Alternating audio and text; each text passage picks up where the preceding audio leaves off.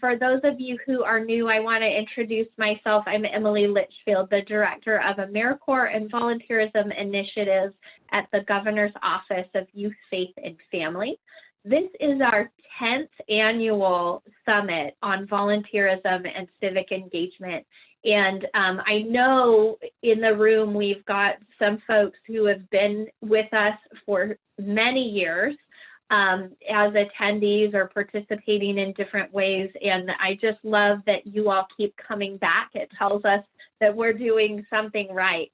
I am so happy that we were able to bring this together in a virtual setting. As we were just talking about, it's made it so much more accessible for more folks to come and participate. Even a few of our presenters were from out of state, and normally we would have travel considerations and other things that we would have to make in order to get those folks here to the table, but with this virtual convening, they've been easily accessible. So there are some benefits to being able to do it this way, although we have also talked about some of the things that we miss about being together in person.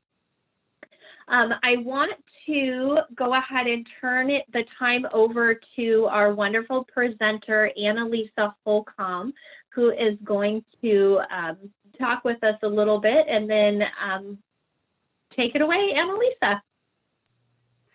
Awesome. Hi, everybody. I am one of those people who is joining you from another state. I was able to present last year in Arizona, but today I am visiting you from Utah. So I'm a little bit north of you all. My name is Annalisa Holcomb. I am the founder of an organization called Connection Collaborative.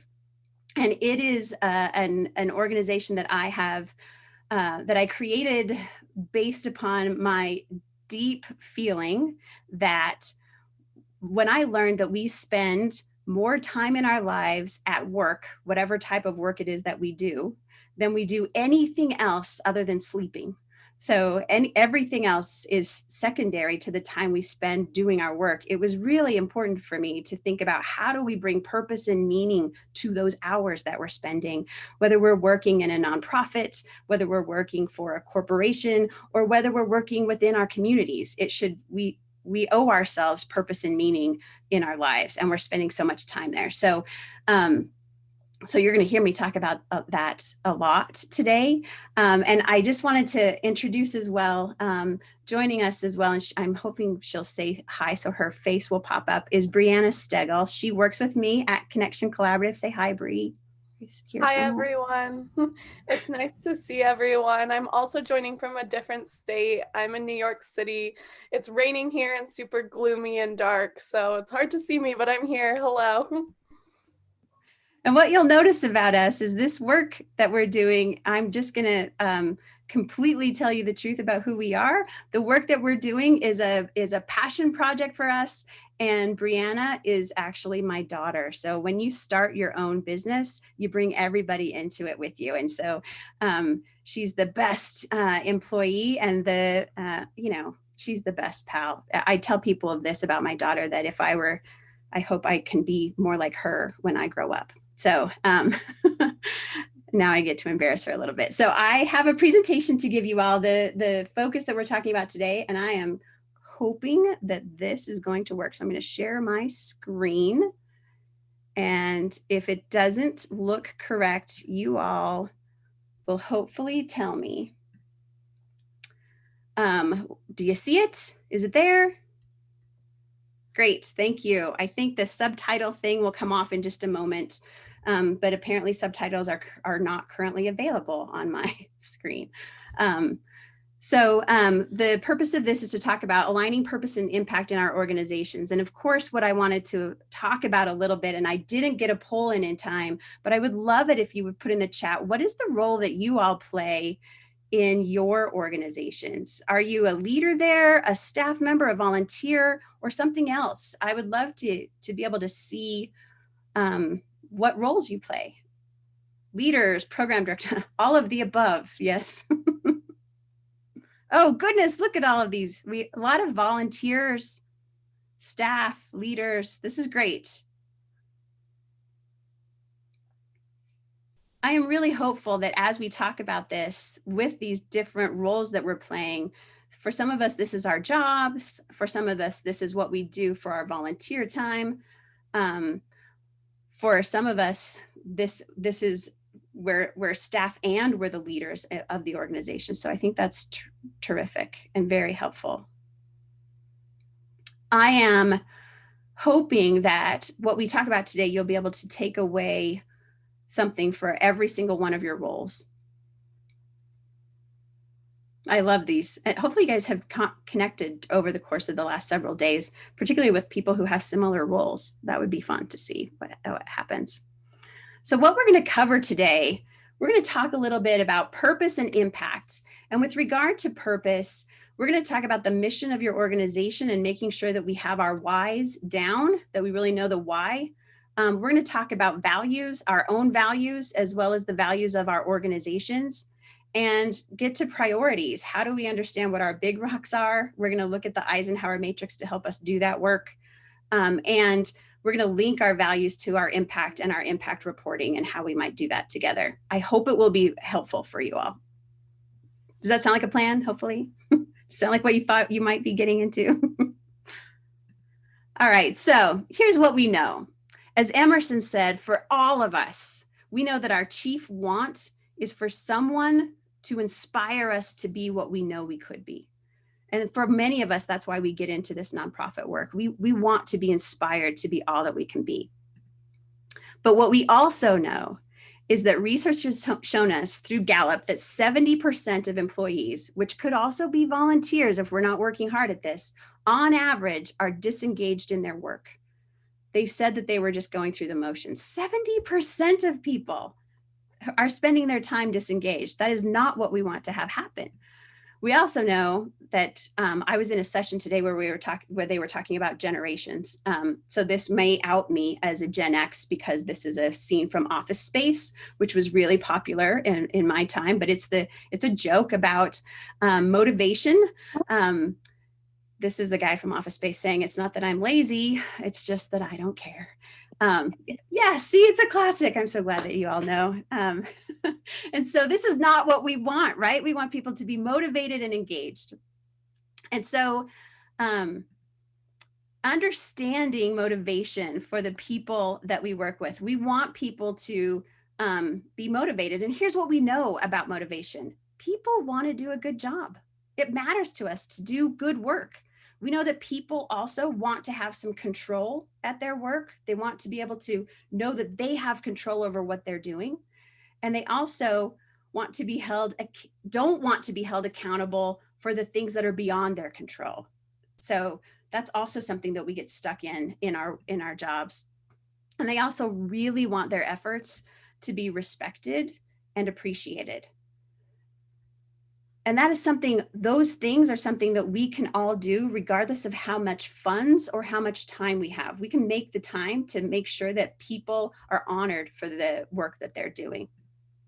So sustainable engagement can happen in a couple of ways. And what we sometimes see is the opposite of sustainable engagement. And I bet some of you have worked at places in your lives that have been more like this, where you've had leaders or you've had an organization that keeps people engaged out of fear. It is more of the using the stick rather than the carrot. You get short run gains. People show up and they do their work because they're afraid that they will lose their job, or they're afraid that they will be held to some sort of standard that they don't think that they can meet, but they're working at it. What we also know is that doesn't foster loyalty, and it definitely hurts the relationship. But if we are engaging people based upon their values and our own values, we know that that is sustainable. We know that it can build loyalty, and we know that it enhances our relationships in all sorts of ways, not just in the ways that we work together. So what we're going to talk about today, of course, then, is building engagement and honoring our values. We know through the research that we've reviewed is that people are overall more engaged in the work that they are doing when they are committed to the organization's core values, if they value the services or the products that organization puts out into the world, if they have a clear understanding of the expectations for themselves, and if they feel like they've been fairly rewarded and recognized. So one of the things I've also done a lot of work on, and I just wanted to talk about it here for a minute, is that sometimes we forget, we've set goals in our organizations and we forget that people are going to rely more on meeting goals if we've made sure that they had a chance to bring their heart into it. Top 3 reasons why our goals might not work out in our organizations are that people are not valuing those goals. Our mind might be in it. We might say, yes, that's a good goal. I get it. But if our heart isn't in it, then we're not going to be fully committed. We also know that many times we create goals that are not specific enough, and it feels really overwhelming. And that happens to a lot of us in nonprofit work because we all do a little more than we thought we were going to do in our jobs. And so it could be overwhelming. And you know what we all need in our setting our goals and in our organizations is cheerleading. We need to say we can do it. We need to give each other that the cheerleading that we need to meet the challenge. But it does rely on values. And Roy Disney has a great quote that says, it's not hard to make decisions once you know what your values are. So it's important for us to take the time to define those and to define them for ourselves. So this is where we need to get out our pens and paper. So if you have those, this is the chance to do that. Let's talk about, I want to start first with your own values. So we're going to not talk about your organization. We're going to talk about you. So take a moment to list the 3 most important things in your life right now. Don't overthink it. It could be, and it's kind of big words. I put an example: love, health, freedom. But if you need some help, here's a list. So I put on the screen a list of some big words, but these are values. Oh, I love it that we're already sharing some of these. What are your values? And if you want to share some of them, I think that's great.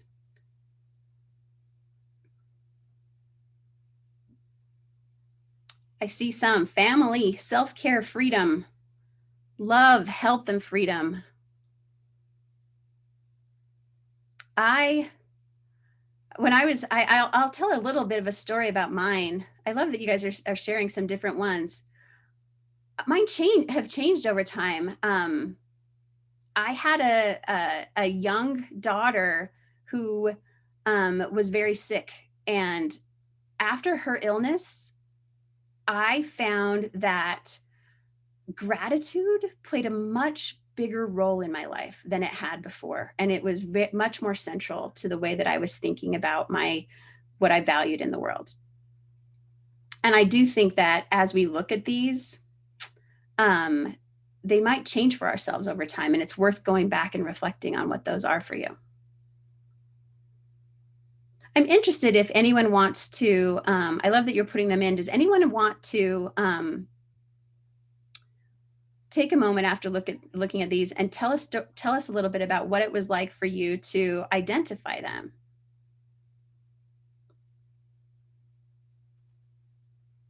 This is Michelle. The first one I put was truth. That's always been a bedrock for me. So that wasn't hard to come up with. And spirituality was a pretty easy one to come up with as well. Had a little trouble with the third one, and I finally settled on ethics because that's something I'm thinking about and working on right now in a program that I'm in. Oh, that's lovely. I also love, Michelle, that you have truth as a bedrock, that it is, in some ways, having something that you know is kind of your true north is so helpful in as Roy Disney said, in making decisions and in figuring out where you belong in the world. I think I've done this before where you categorize ones that have running themes and then slowly break them down into choosing one that kind of encompasses those themes. And you break them into like 3 different departments. So you pick the strongest one that encompasses the majority of the words you're utilizing to come up with your top like 3 or 4. Because some of them have so many commonalities and you can't always narrow it down. So this exercise was interesting when we did it that way to narrow down which one of these words encompasses all of the ones that I you want. love that you said that. I totally love that you say that, because I've done this with my mentoring programs, and we usually do it with a sheet of these, and they're in little pieces of paper, and you put them into the 3 buckets. And then it's great fun for me to watch people just yell at me as they have to boil it down smaller and smaller until you get to the same one. And what we do find, though, is that we kind of lump other things in it, right? When you have to, if you're saying, I need to take out, I can't have love and family, so I'm going to go with love, and I'm going to put my family into that because it matters to me so much, right? Is that similar to your experience? Yeah, that's kind of what we did, because you have like integrity and trustworthiness and those kind of things that kind of have those similar findings, and you're like, well, what's more important? Does integrity run underneath trustworthiness, or does trustworthiness run under integrity? So then you kind of start a process of elimination of having the most powerful word for you that encompasses the smaller words. I love it. I love that. I wanted to call out Genevieve. You talked about how picking 3 was hard and you had to choose. I'm really interested. What did you choose?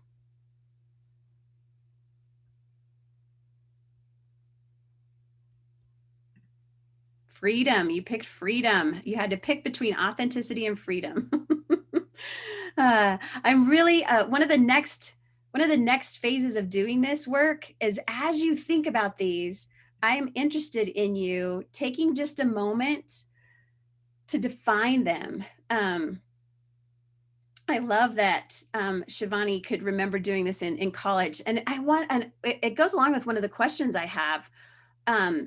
Take a moment to define what these mean for you. Give yourself a sentence, because the way that Michelle might say truth might be different than the way that Emily would define truth. And so is there a way for us to, how do you define it for yourself? Because these are your values and these are core to who you are. So give yourself a moment to create that definition.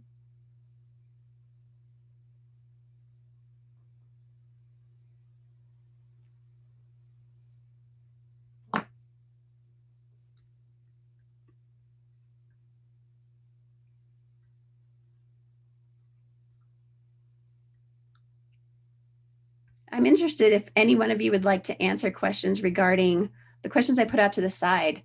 Did you surprise yourself at all in doing this? Did you just surprise yourself when one showed up for you today that you may not have expected?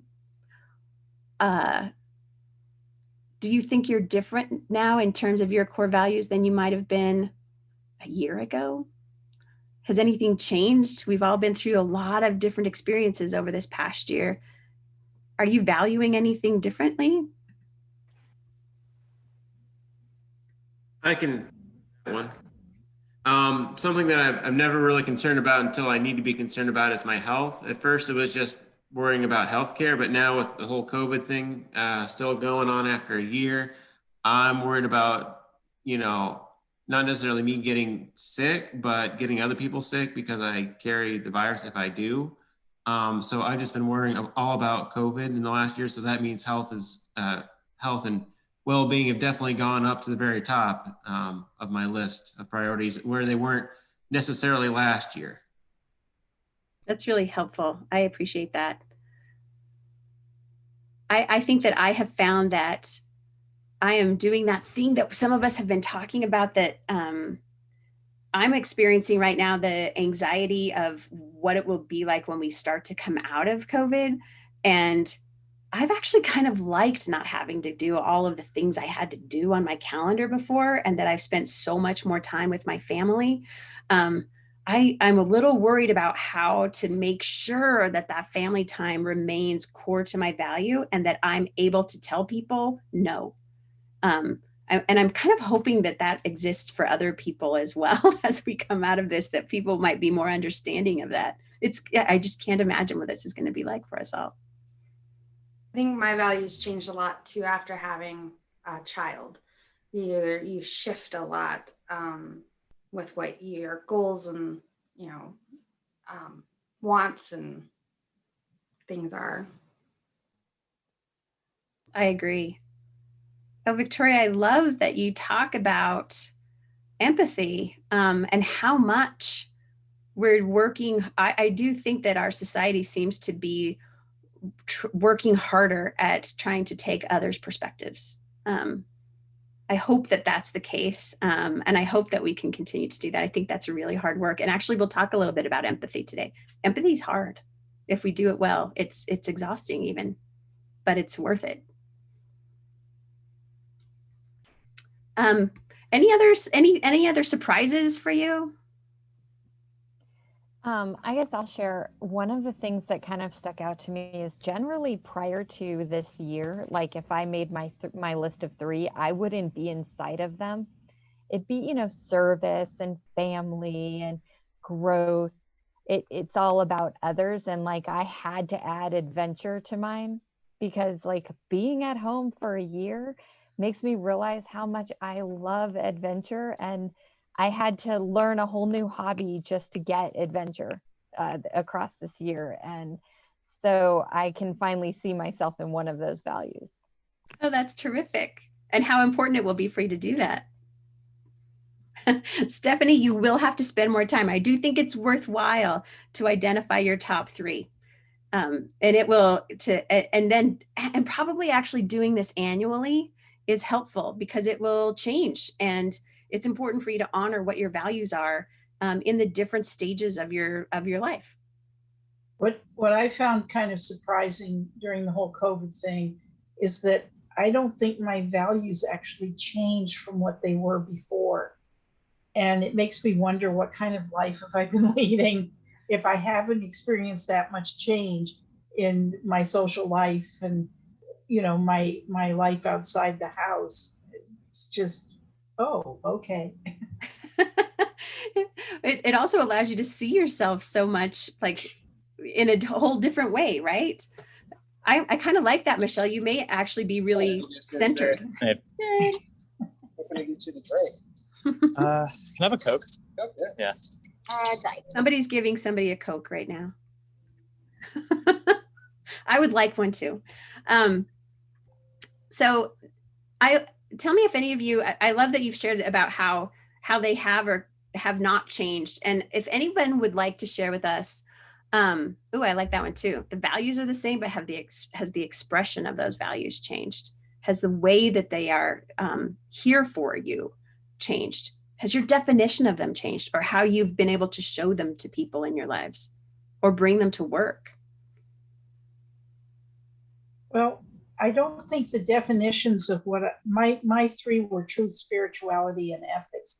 And I don't think those have changed. I've had them for so long as part of my life, but I wanted to share just what my definition of those 3 things are.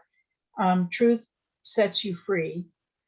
Spirituality is the soul of who I am, and ethics is always to do good. And I think that's just always been an integral part of my life, how I've lived in this world and how I continue to live in this world. Thank you so much, Michelle. I really appreciate that. Would anyone else like to share one of their definitions?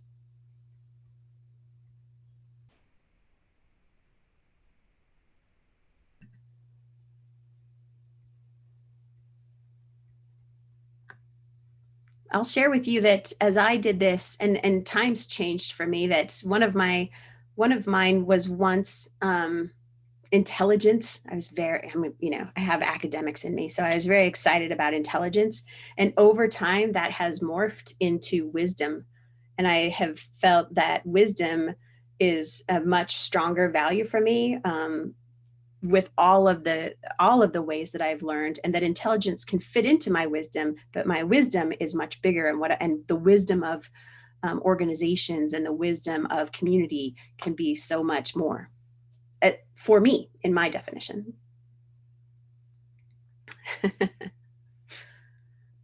Oh, this is good. I love how you're learning things about yourselves during this time of COVID and how it's showing up in your values.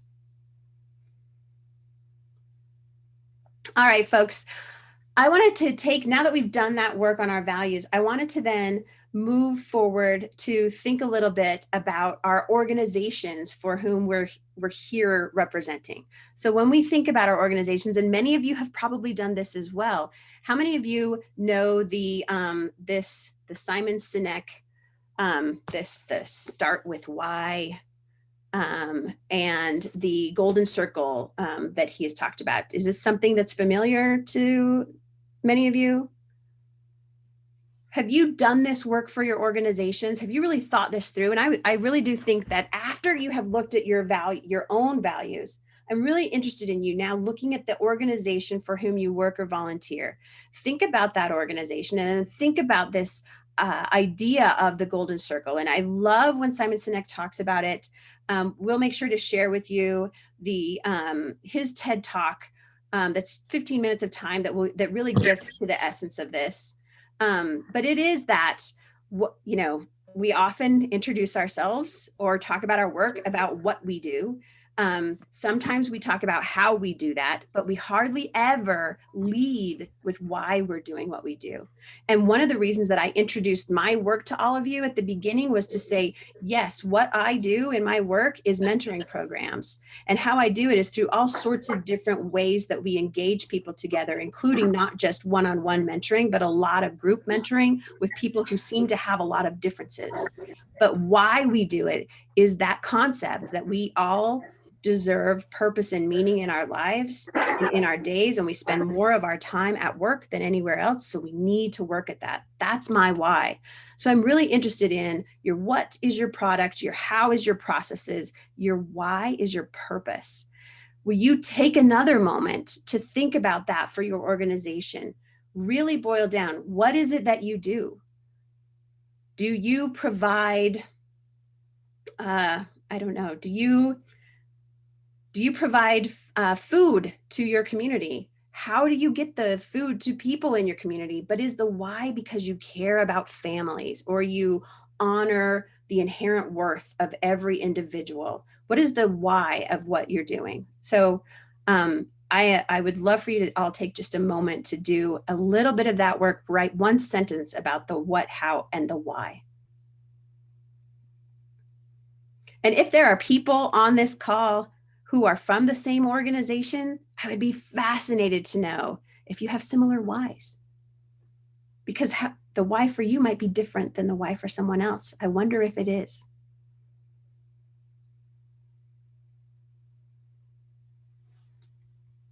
I should have played music in the background while you did this.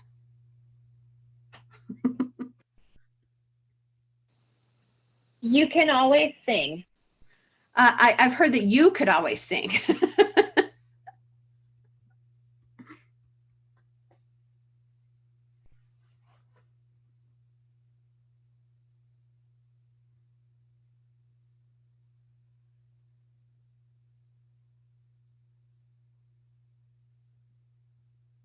Oh, I'm glad that this was new for Shivani. That's great. I'm so glad that I was able to introduce a new concept to you. I'm very much a fan of the idea that it would be such a more interesting world if we all spoke openly about our why to each other on a regular basis. I think that we would get to our humanity so much more quickly, and we'd probably see that we have more in common with each other than we thought. Oh, I love that, Kathy.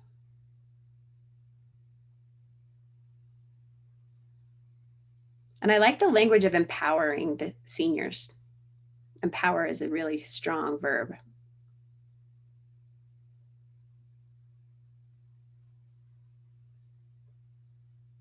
Anyone else want to share their why? I'd love to hear about your organization's whys.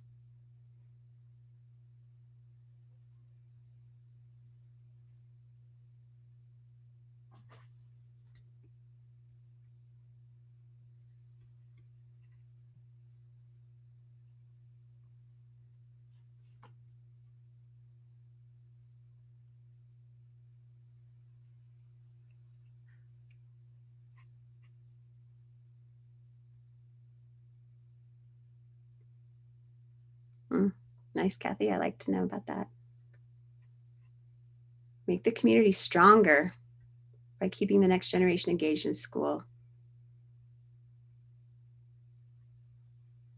Support elder independent living. That's nice.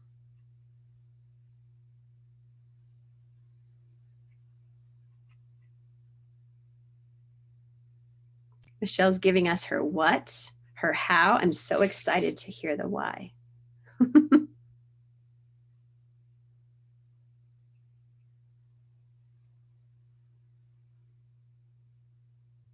Terrific.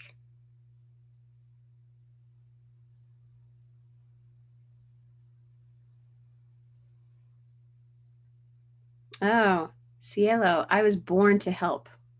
Do you see that power with that? I was born to do this.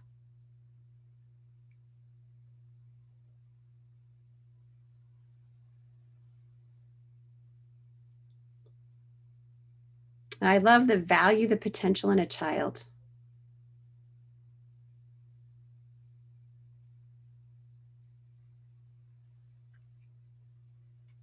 Committed to education.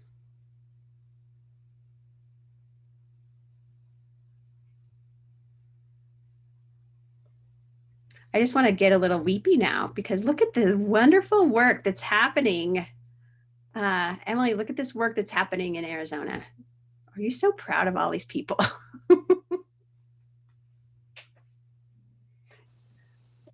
All of these people are why I do what I do every single day. Yeah, it makes me feel a little weepy, like to see this, like if you could just capture all of this why, and which is what you're doing today, and then letting it out into the world, just good flows from that.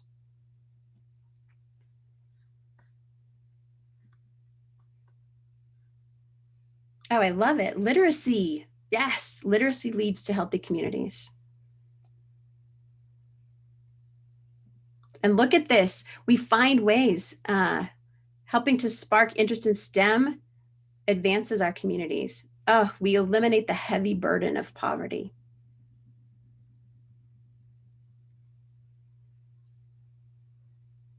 Helping mothers so they can parent their children. That's lovely. So knowing all, now that we have that, you have looked at your values and you have looked at the why of your organization. I'm really interested in taking a moment for you to think about some of these questions. In what ways does your organization support or fulfill your own values? So look at those values you created. Look at the why of your organization. Can you find that? Are there any ways that your organization, and hopefully not, but if there are there ways that your organization distracts or obscures your values?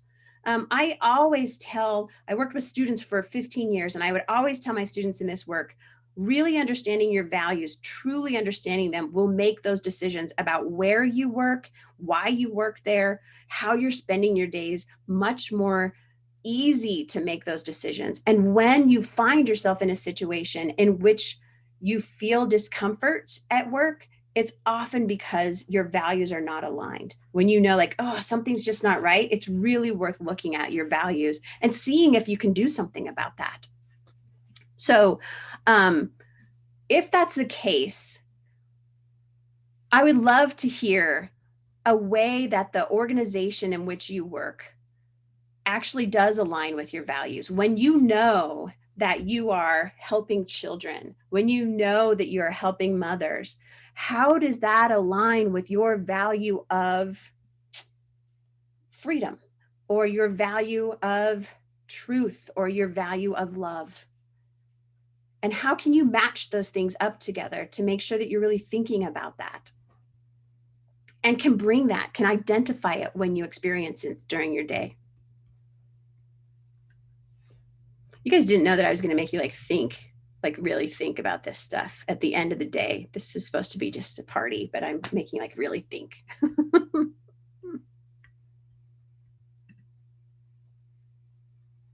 How's it going so far? If I was able to call on names, I would totally do that. but I won't.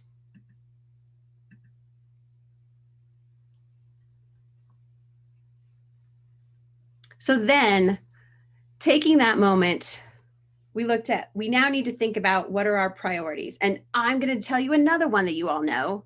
You've heard of the big rocks, right?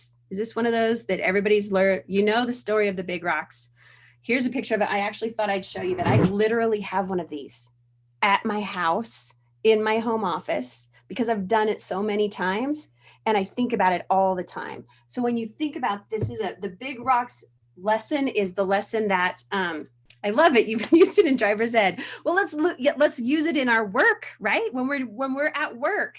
Oh, Cielo, we're going to give you some big rock information. So when we're at work and we're thinking about what are our big rocks at work, here's the story. You'll see on the mason jar on the left, it doesn't all fit because they started with the small stuff and put that into the bucket. And what the idea is that is your life, or that is your day at work, or that is all the stuff that your organization is supposed to do.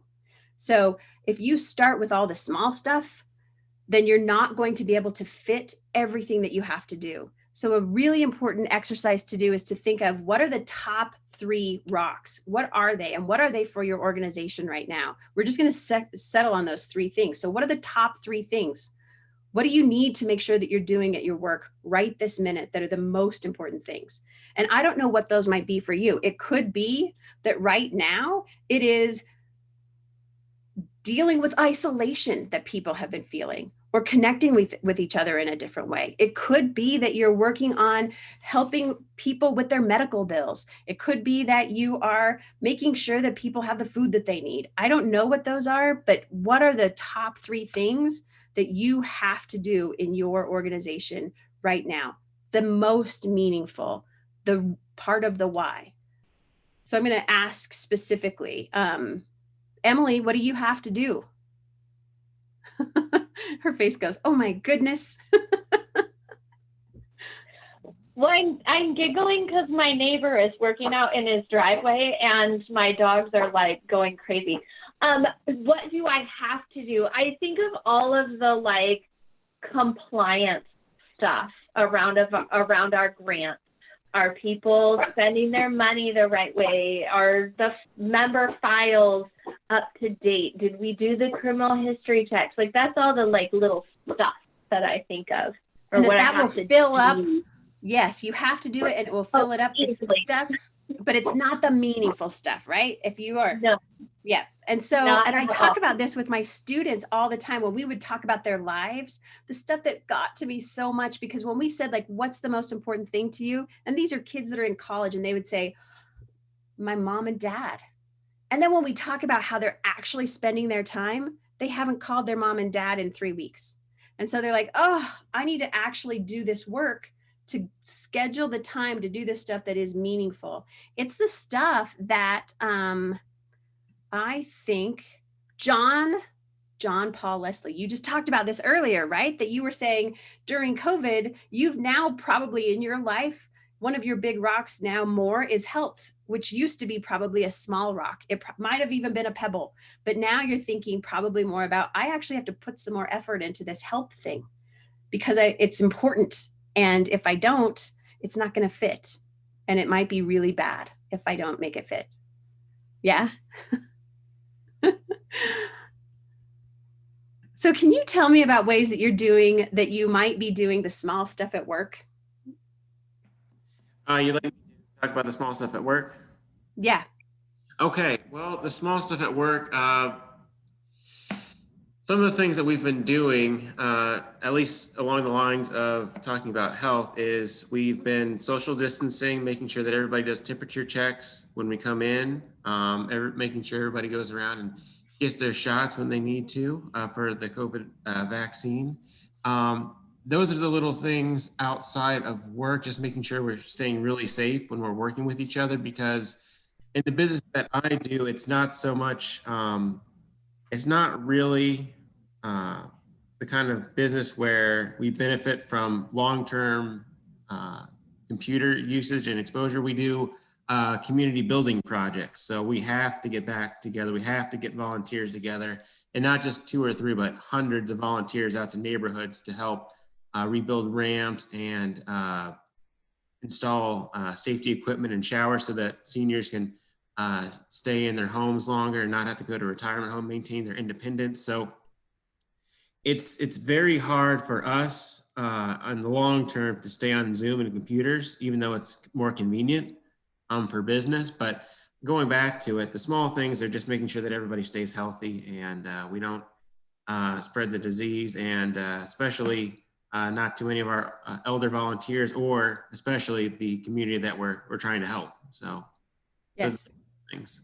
that's really helpful. I did have a question for someone about, can we focus on the big things so much that we don't have time for small things?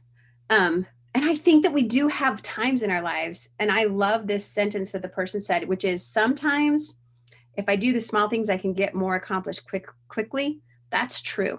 Sometimes we actually need to, and if we can schedule that time, and I'm going to talk about that actually in just a moment, Kathy, to make sure that we talk about how we can do some of that stuff so that we make sure we give ourselves time for the important stuff. But some of the small stuff, you still have to, if this was our lives, right? Spending time with our families and making sure they know we love them, that's a big rock. But also, we still have to pay the bills, and somebody's got to go to the grocery store, and we still have to vacuum, right? Like there are things that have to happen, and they are not the big things, but they still have to get done. And so I think it's important that we acknowledge all of those things in our lives and all of those things in our work as well. How can we ensure that we are getting those big rocks into our bucket? I would say one of the things that I have found to be really helpful to do this is, it's called the Eisenhower Matrix. It's from General Eisenhower, who then became President Eisenhower, and it's really helpful. And they use this also. Stephen Covey uses this in his work. It's part of many of those books from back in the 80s, if anybody read them back then.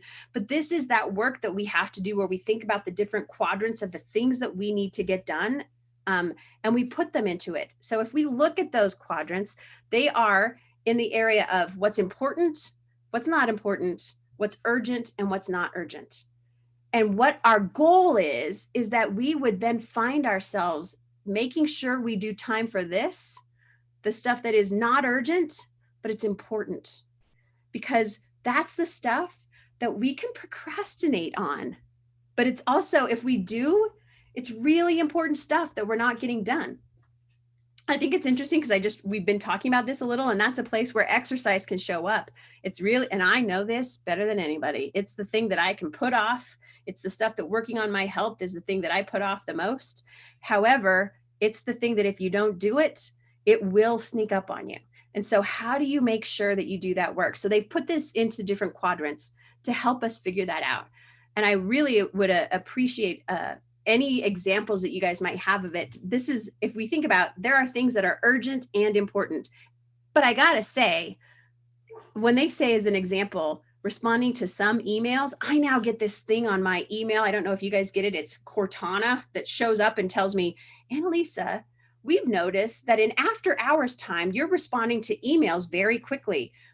You should take some time away from your emails. Like, it's my own email system telling me you need to back off sometimes and not respond so quickly to everything, because it's not as urgent as you're acting like it is. It can wait for a second. It's important. It's urgent, but it's not as important as you think, or it's not as urgent as you think. So clear deadlines you have to work on. You have to get them done. That's in that quadrant. This quadrant, not important, but it is urgent. Sometimes that is other people's deadlines that show up, right? It might be things that are busy work, or things that it's not your skill that's necessary. Maybe you can give it to someone else. Maybe there's a way to automate it. Maybe there's a way to make it work better for you. That's why I love that they put, meal prep could be on there. That I've noticed lots of people that I know are doing I spend my Sunday morning doing a bunch of meal prep so I don't have to do it every night. That's the ways that you can automate some of those things that are not as important, but they can show up as urgent. And then of course there's things that maybe we just don't need to do. And I love the example of this, because now they have examples in there of social media or watching TV or playing video games. And I have to tell you that Brianna pointed out to me that these things, the most important language that we have on this is distractions that make you feel worse afterward. So if in fact it doesn't make you feel bad, right? Because it could be that today watching TV is not something I should do, but it might be something that is part of my self-care that I want to do because I'm going to watch this show that my husband and I have an agreement we watch together. And it's part of our time that we spend together. So I need to schedule that for Friday night. And that's okay. It's just us looking at how we do that. And are there distractions that you're doing that make you feel worse? And I know that I did that during COVID. I did part of that. You know, we all had jokes about how we spent time doom scrolling when we knew it made us feel worse afterward. And I probably could have been spending my time doing something that made me feel a little bit better or working on something that felt more purposeful. And so this is a way to help us figure out how we keep this in our lives and honor the big rocks appropriately. It does mean that we have to take the time to do this. This chart and using it really should be something that we schedule. Oh, I just heard that Diana, you have raised your hand. Diana, do you want to say something for us? Accidentally, sorry. I was trying to find out because I have the closed caption. It's like, how do you remove it? I'm sorry. Mine removed. I don't know how you remove yours either. That would be really obnoxious because I probably say all the time. Yes, but no, It actually doesn't type the if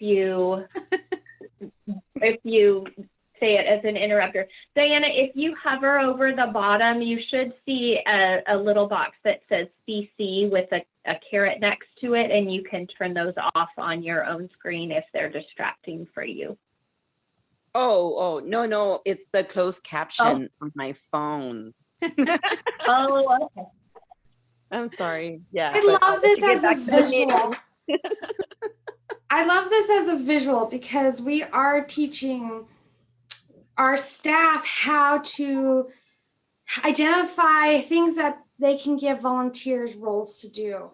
And we keep saying, you know, what tasks take you away from the impactful work that you're specifically trained to do? What tedious little things do? Because then we can help build volunteer roles that can take that weight off. And I think I never looked at it as a visual like this, but I think this will be super helpful to share with them to say, look, how do you break down your role? How can we build a volunteer role to assist with this and meet those needs? So, and like I was saying in the chat, the delegated, I have volunteers that help me so much with some of those delegated items that take the weight off of what we're doing. So this is a great visual for that. That's terrific. That's great. I love Kathy's note where she said, when we were talking about what the distractions that make you feel worse, she says, does it only make you feel worse because others consider it not important? And I think that's an important thing for us to do. So I think looking at that and understanding what your values are with that are really important. So that's really helpful to look at. So now I just want to move on to, I just want to move on to, now we've talked about our own values. We've talked about the why and purpose of our organizations. We've talked about how we can prioritize to get to that. And what is it that we're doing all of that for? And I think it's to get to understanding the real impact. And all of us, I believe, work on this. What is the impact of what we're doing? I know it's important that we all talk about it. I don't know if you guys talk about this in your roles, but I talk about it all the time in our work, which is how are we reporting our impact? How do we make sure that people know that? And here's my thoughts about that, which is we know that when we're reporting for our work, we know that we're successful when we measure and report our statistics. And we report the what? We report the donations that people are giving to us. And it's really important that we do that. In order to be successful as nonprofits, we have to do that. We report the how, we report the volunteer hours that people are giving. And I wanted to also make sure that you had this link, and we'll make sure that you have it as well if anybody wants to email me after, but this link also shows I don't know if any of you use it, but I have found it to be valuable, which is this organization, the independent sector, creates the value of volunteer time. They update it annually, and they have it by state. So you can use, and they have the methodology that you can look up there of how they've created that important statistic to help you to show people this volunteer time amounted to this much funds that we would have had to expend had we not had these volunteers doing this work. They use the work. I looked at it. It has Arizona specifically listed, that you can look up that information and show that. So I thought that's a piece that's helpful in your reporting, and that is also part of how you can be successful in reporting your impact. But also, we can be transformational when we tell the story of our outcomes. We can be successful when we report our statistics, but we can be transformational when we tell the stories of our outcomes. When we talk about that why, when we explain to people why it all matters, that's where we are transformational. And I thought I'd share an example. I also have to tell you that I work with Western Governors University. I went to commencement, and this is Cherie Watkins, and she told her story, the impact. So the what of Western Governors University is education. They provide online education, mostly for adult learners. The why is here, where Cherie got up as the commencement speaker and said, I was a teen mom. I am a teen mom, right? I'm no longer a teen, but I'm a teen mom. And I know that the statistics about teen mothers are that less than 2% of those mothers earn a college degree. But I know that I can defy those odds. I can defy the statistics. And while I was a statistic, now I'm an exception. I'm a teen mom who also has a master's degree. And in fact, she has 2 master's degrees now. And telling that transformational story, it's not just the what, which is education, it's the why, which shows the purpose and meaning for this particular individual that made a difference in her life. So I'm really interested in how we talk about that impact. And I am so enamored. I don't know if any of you guys fangirl or fan guy about books that you read, but have any of you read Lynn Twist, The Soul of Money? Do you know it? If I could just give this book, I gave this book to everyone that works with me. This is really important to me to talk about, because I think it's how we get to the real impact of the work that all of us do. And I think it's important to talk about, because what Lynn Twist is a fundraiser. She works in nonprofits, and she started her role working for an organization called the Hunger Project. Her job was to go out there into the world to raise money to stop world hunger. And she tells this story about how we in our culture have made money and busyness their own culture. We use words like poor or rich as if saying that a person is poor, when we all know that there's no such thing. People cannot be poor. People can find themselves in circumstances in which they don't have money or they don't have enough money, but people themselves are not poor. People can have more money, but it doesn't necessarily mean that they're rich. They actually may be lacking many things in their lives. They may be lacking things that the people who don't have money also have. They may not have as much love. They may not have as much camaraderie. Who knows? So we've put money in this place that has a different connotation than what we really want it to. We've created this culture of busyness. If I'm really busy, that must mean I'm important, rather than how I value time. And she tells this story that I think is really important way for us to look at the work that we do. And she talked about how she went to an organization to request funds, and she went to this giant company. The company itself had just gotten in trouble for doing something that was actually illegal. They were embarrassed, they were ashamed, they were in trouble. And what they wanted to do is to provide a way to talk about that by giving money to her organization. So she talked about going to this giant high rise, speaking to the president, having 15 minutes of his time, and that president of the company sitting behind a giant desk, looking over at her. He was backlit because the sun was coming up behind him, so she couldn't even really see his face very well because of the way that he was backlit. But what she noticed is that she had 15 minutes, and when it was up and she was about to ask him for funds to help eliminate hunger in the world, he reached into his desk, pulled out a pre-made check. This was a long time ago. She said it was like in the early 1980s, a pre-made check, and slid it across the desk to her. She picked up the check. He'd already written out a check to her for $50,000, which in early 80s was a ton of money. And he said, "Thank you very much for your time." And she said that something about picking up that check, even though it was for $50,000, didn't make her feel good. It was as though the intention of those funds, which were for them, it came with their embarrassment, their shame, and a way for them to discharge that somewhere else. And she felt it as she accepted the check. She then talked about getting on an airplane and flying to New York, where she was meeting with a church, with a friend of hers who had a church in Harlem. And it was full of people from his church who wanted to hear about the Hunger Project. So she went to the church.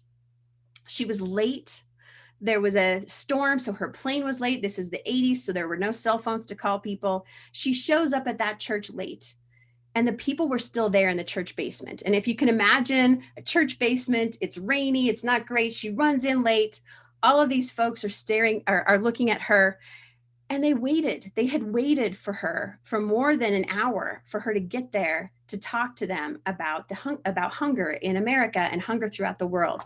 And as she told her story, she said the difference was so much different that man that she had talked to in the big office space was backlit. She couldn't really see his face or his eyes.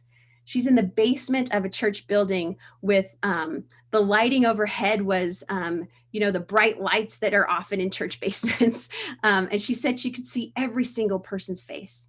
She could see the way that they were looking at her. She could see their interest as she was talking about hunger. And at the end of her talk, she said, an older woman who looked to be, probably somewhere in her 70s, stood up and walked down the hall, the hallway of the space up to her as she was speaking. She was wearing kind of an old-fashioned maid's uniform.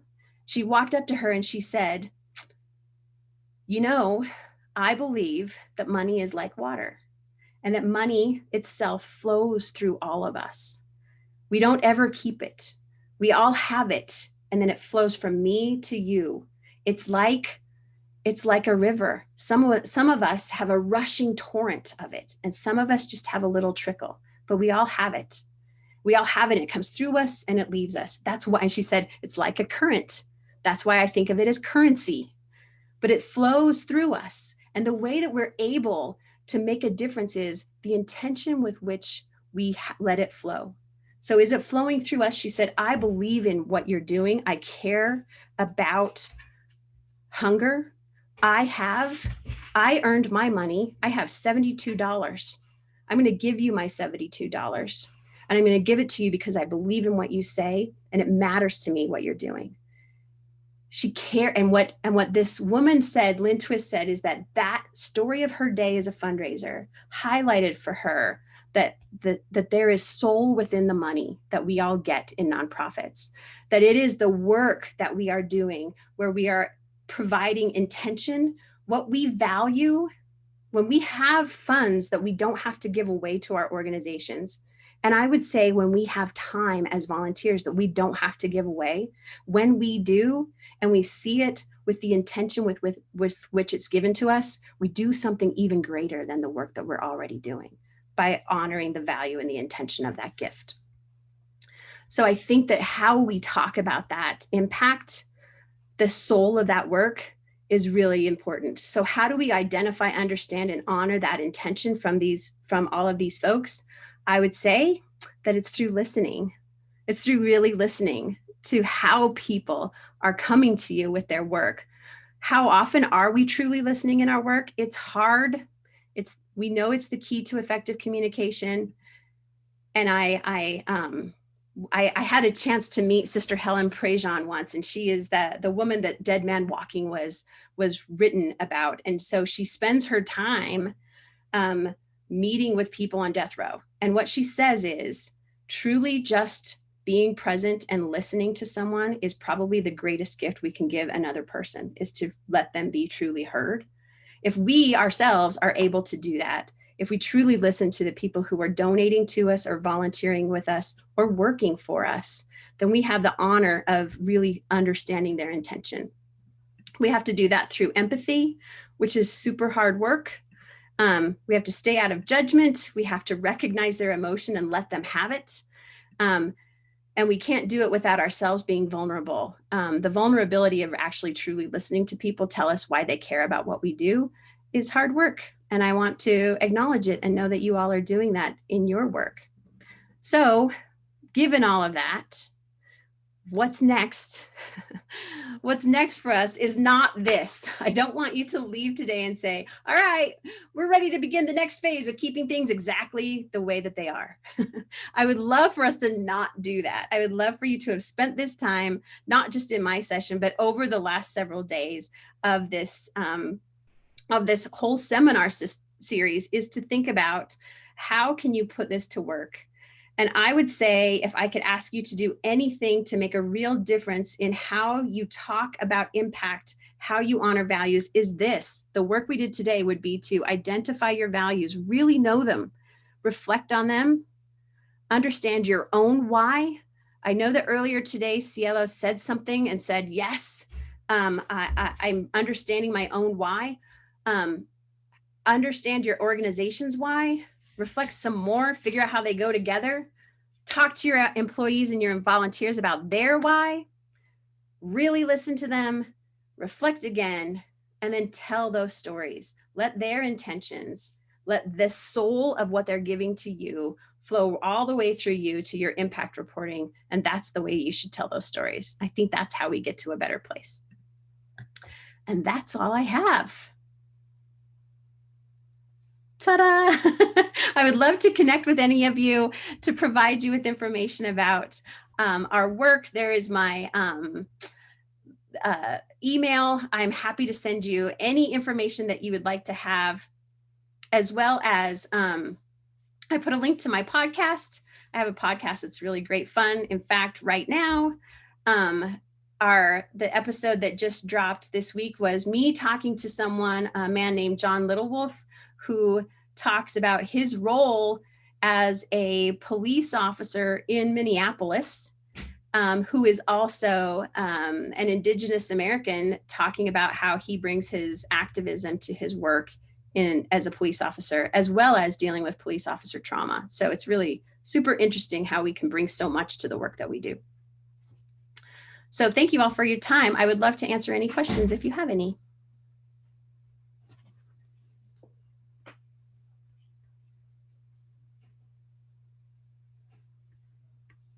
Somebody's going to have one. Yeah. Hey, this is Justin here. I just wanted to say thank you for not just the content of what you shared, but I really appreciated your energy and what you brought to the space. And yeah, it was just a pleasure to hear you talk. And then you also had some really interesting things to say. So those two combinations were incredibly valuable. And I look forward to reaching out and connecting with you. I would love to. Thank you so much, Justin. Clearly, I care about this stuff, right? I don't have a problem being vulnerable and showing how much I really deeply care about it.